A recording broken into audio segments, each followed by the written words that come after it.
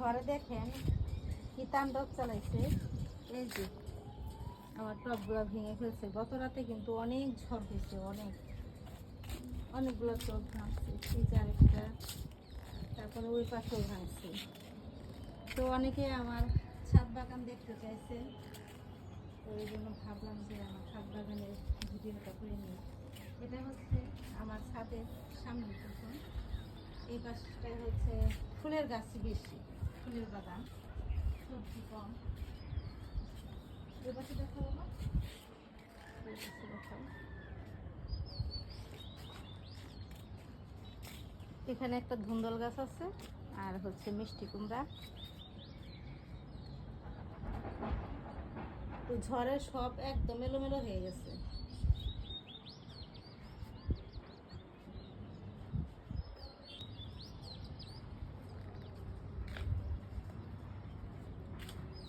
আমি এবার গাছ প্রেমী, ছোটোখাটো একটা ছাদ, তারপরও অনেক গাছ লাগানো হয়েছে ছাদে।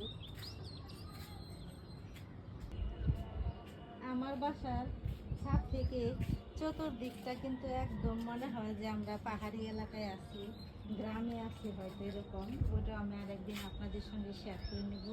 আজকে শুধু আমার ছাদ বাগানটা শেয়ার করলাম। এটা হচ্ছে আমার ছাদের পেছনে।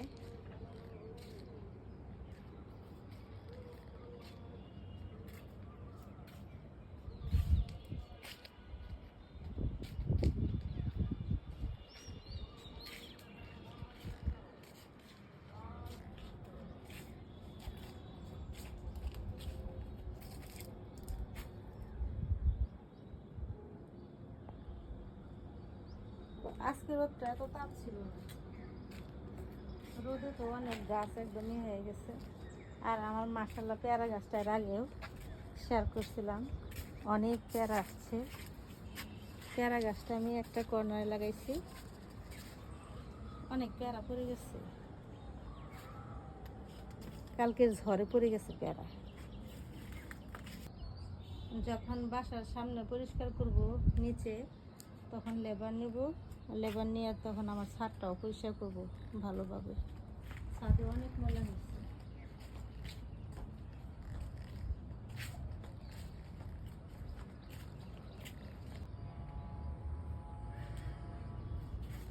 দুইটা কিছু বেশি গরম হয়েছে। এই গাছগুলো লতাও মোটা হয়, বড় দুইটা কচু গাছ।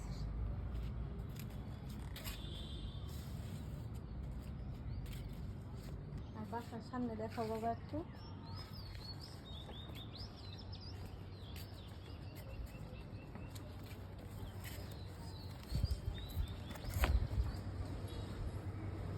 গাছের জন্য কিন্তু বাসার সামনে অনেক জায়গা বোঝা যায় না, উপর থেকে অনেক গাছ।